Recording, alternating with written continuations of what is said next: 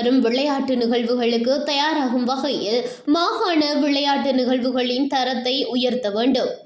அத்துடன் விளையாட்டு வீரர்களுக்கு வழங்கப்படும் சத்துணவு கொடுப்பனவு உள்ளிட்ட ஏனைய கொடுப்பனவு தொகைகளை அதிகரிக்கும் வகையில் உடனடியாக மீளாய்வு செய்ய வேண்டும் என வடக்கு மாகாண கௌரவ ஆளுநர் என் வேதநாயகன் அதிகாரிகளுக்கு பணிப்புரை விடுத்துள்ளார். வவுனியா மாவட்டத்தைச் சேர்ந்த குத்துச்சண்டை வீராங்கனைகள் மற்றும் பயிற்றுவிப்பாளர் வடக்கு மாகாண கௌரவ ஆளுநரை நேற்று செவ்வாய்க்கிழமை 17ஆம் தேதி காலை ஆளுநர் செயலகத்தில் சந்தித்து கலந்துரையாடினர். குத்துச்சண்டை விளையாட்டு தற்போது வழங்கப்பட்டுள்ள உபகரணங்கள் மற்றும் அதன் தரங்கள் போதுமானதாக இல்லை எனவும் அவற்றை மேம்படுத்த வேண்டியதன் அவசியம் குறித்தும் சுட்டிக்காட்டப்பட்டது. மேலும் வீரர்களை தயார்படுத்துவதற்கு தேவையான நிதி தேவைப்பாடுகள் குறித்தும் எடுத்துரைக்கப்பட்டது.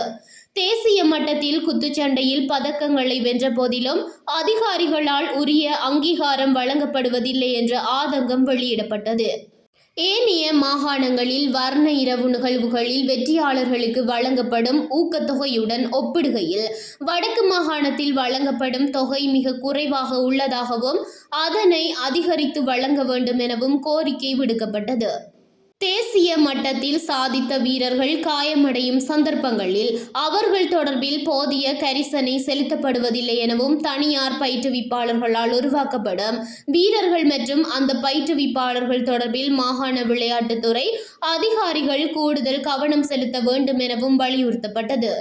வீரர்களின் குறைகளை கேட்டறிந்த ஆளுநர் விளையாட்டுத்துறை பணிப்பாளருக்கு சில பணிப்புரைகளை வழங்கினார்.